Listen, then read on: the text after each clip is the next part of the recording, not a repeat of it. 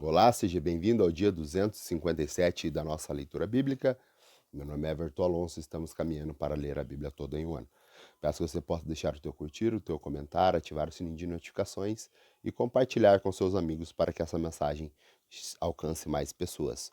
Hoje iremos fazer a leitura em 2 Samuel, no capítulo 10, iremos a 2 Coríntios, no capítulo 3, iremos ao profeta Ezequiel, no capítulo 17 e finalizando a leitura de hoje, iremos a Salmo 60 e Salmo 61.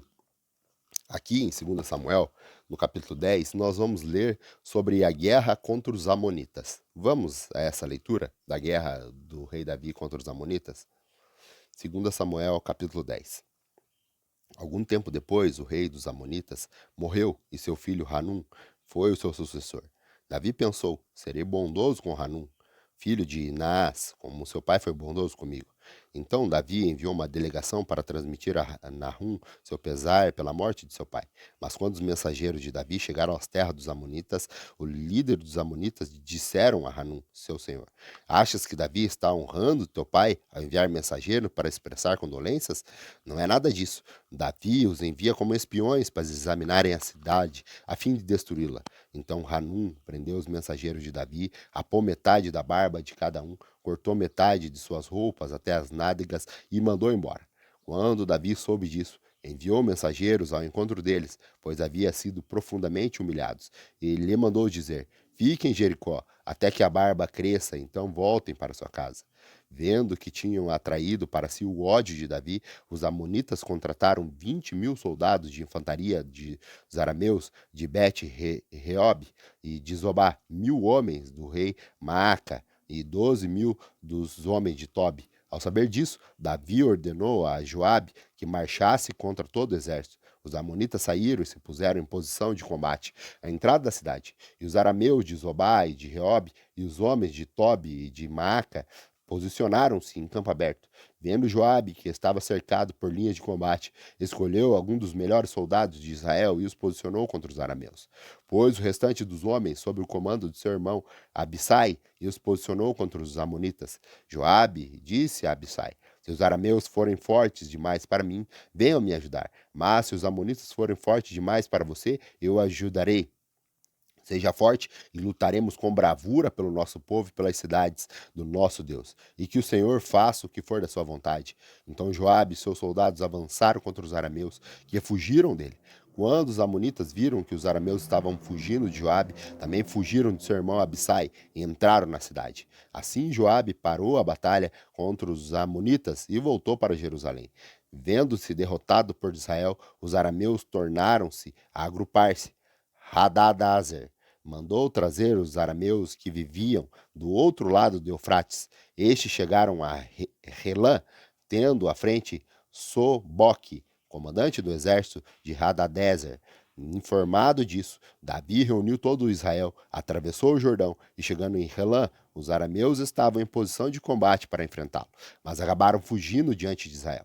E Davi matou 700 condutores de carro de guerra e 40.000 soldados de infantaria dos arameus. Soboque, o comandante do exército, também ficou ferido e morreu ali mesmo. Quando todos os reis vassalos de Hadadezer viram que tinham sido derrotados por Israel, fizeram as pazes com os israelitas e sujeitaram-se a eles. E os arameus ficaram com medo de voltar a ajudar os amonitas.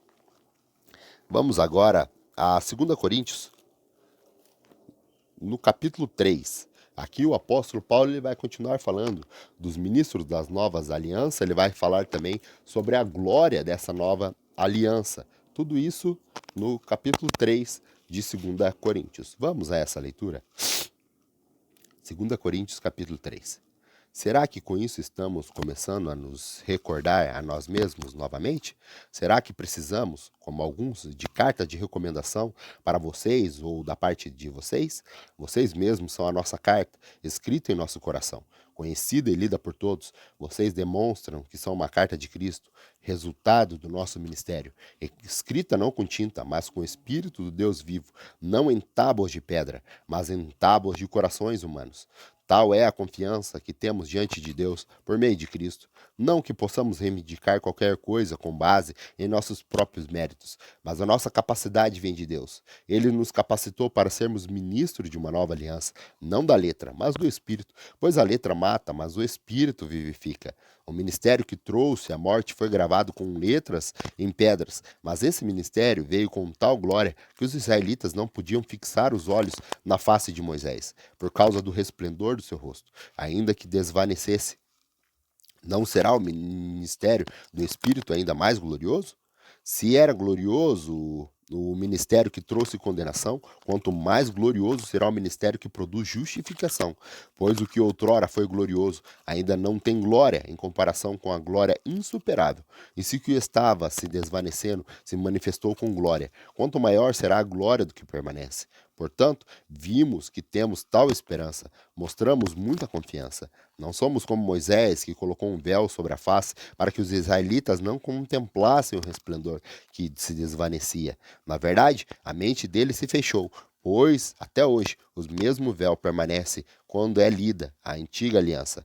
Não foi retirada, porque é somente Cristo que é removida. De fato, até o dia de hoje, quando Moisés é lido, um véu cobre os seus corações. Mas quando alguém se converte ao Senhor, o véu é retirado. Ora, o Senhor é Espírito, e onde está o Espírito do Senhor, ali há liberdade. E todos nós, que com a face descoberta contemplamos a glória do Senhor, segundo a sua imagem, estamos sendo transformados com a glória cada vez maior, a qual vem do Senhor, que é o Espírito. Vamos agora ao profeta Ezequiel. Hoje nós faremos a leitura do profeta Ezequiel no capítulo 17. Aqui ele vai falar sobre as duas águias e uma videira. A palavra do Senhor vindo ao profeta Ezequiel novamente e dentro de uma alegoria, apresentando uma parábola para a nação de Israel. Vamos a essa leitura? Ezequiel capítulo 17. Veio a mim esta palavra do Senhor. Filho do homem, apresente uma alegoria e conte uma parábola à nação de Israel. Diga a eles, assim diz o soberano, o Senhor, uma grande águia, com as asas poderosas, penas longas e vasta plumagem de cores variadas, veio ao Líbano, apoderando-se do alto de um cedro, arrancou o seu broto mais alto e o levou para a terra de os comerciantes, onde plantou numa cidade de mercadores. Depois apanhou um pouco de sementes de sua terra e pôs em solo fértil. Elas plantou como um salgueiro junto a muitas águas, e elas brotaram e formaram uma videira baixa e copada. Seus ramos se voltaram para a águia, mas as suas raízes permaneceram debaixo da videira. A videira desenvolveu-se e cobriu de ramos, brotos e folhas, mas havia outra águia grande, com as asas poderosas e rica plumagem. A videira lançou suas raízes na direção dessa águia, desde o lugar onde estava plantada, e estendeu seus ramos para ela em busca de água. Ora, ela havia sido plantada em terreno bom, junto a muitas águas, onde produzia ramos, daria frutos e se tornaria uma videira viçosa. Diga a eles: assim diz o soberano, o Senhor, ela vingará? Não será desraigada e seus frutos não serão arrancados para que ela seque? Tudo que brotar dela secará. Não serão necessários nem braços fortes, nem muitas pessoas para arrancá-la pela raiz. Ainda que seja transplantada, será que vingará? Não secará totalmente quando o vento oriental a atingir, murchando e desaparecendo do lugar onde crescia?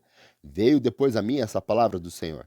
Diga a essa nação rebelde: você não sabe o que essas coisas significam? Diga a eles: o rei da Babilônia foi a Jerusalém, tirou de lá o seu rei e seus nobres o levou consigo de volta à Babilônia. Depois fez um tratado com um membro da família real e pôs sobre juramento. Levou também os líderes da terra para humilhar o reino e torná-lo incapaz de reerguer-se, garantindo apenas a sobrevivência pelo cumprimento do seu tratado. Mas o rei se revoltou contra ele e enviou mensagem ao Egito pedindo cavalos e um grande exército. Será que ele se sairá bem? Escapará aquele que age dessa maneira? Romperá ele o tratado, ainda assim escapará? Juro pela minha vida, palavra do soberano, o Senhor, que ele morrerá na Babilônia, na terra do rei que pôs no seu trono, cujo juramento ele desprezou e cujo tratado rompeu. O faraó, com o seu poderoso exército e seus batalhões, não será de nenhuma ajuda para ele na guerra. quando as rampas forem construídas e as obras de cerco forem erguidas para destruir muitas vidas. Como ele desprezou o juramento quando rompeu o tratado, feito com aperto de mão, e fez todas essas coisas, de modo algum escapará. Por isso, assim diz o soberano, o Senhor: juro pela minha vida que farei cair sobre a cabeça dele o meu juramento, que ele desprezou, e a minha aliança, que ele rompeu. Estenderei sobre ele a minha rede, e ele será pego em seu laço. Eu o levarei para a Babilônia, e ali executarei juízo sobre ele, porque me foi infiel. Todas as suas tropas em fugas cairão à espada, e os sobreviventes serão espalhados ao vento. Então vocês saberão que eu, o Senhor, falei. Assim diz o soberano, o Senhor: eu mesmo apanharei um broto bem do alto de um cedro, e plantarei, arrancarei um renovo tenro de ramos mais altos e plantarei no monte alto e imponente, nos montes altos de Israel. Eu o plantarei e produzirei galhos e dará frutos e se tornará um cedro viçoso. Pássaros de todo tipo se aninharão nele, encontrarão abrigo à sombra de seus galhos, e todas as árvores do campo saberão que eu, o Senhor, faço cair a árvore alta e faço crescer bem alto a árvore baixa. E eu resseco a árvore verde e faço florescer a árvore seca. Eu, o Senhor, falei e o farei. Vamos agora à nossa última leitura de hoje. A última leitura de hoje está lá em Salmo. Nós iremos ler hoje o Salmo 60 e o Salmo 61. São dois também salmos direcionados a Davi.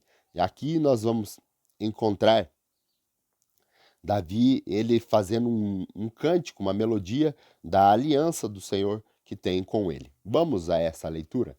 Salmo 60. Tu nos rejeitaste e dispersaste, ó Deus. Tu derramastes a tua ira, restaura-nos agora. Sacudiste a terra e abriste fendas, repara suas brechas, pois ameaça desmoronar-se. Fizeste passar o teu povo por tempos difíceis. Deste um vinho estonteante, mas aos que temem, deste um sinal para que fugisse das flechas. Salva-nos com a tua mão direita, responde-nos para que sejam libertos aqueles a quem ama. No teu santuário, Deus falou, no meu triunfo dividirei Siquém e repartirei o vale de Sucote. Gileade é minha, Manassés também, Efraim é o meu capacete, e Judá é o meu cetro. Moabe é a pia em que me lavo, e Edom atiro a minha sandália. Sobre a Filistia dou o meu brado de vitória. Quem me levará à cidade fortificada? Quem me guiará a Edom? Não foste tu, ó Deus, que rejeitaste e deixaste de sair com os nossos exércitos?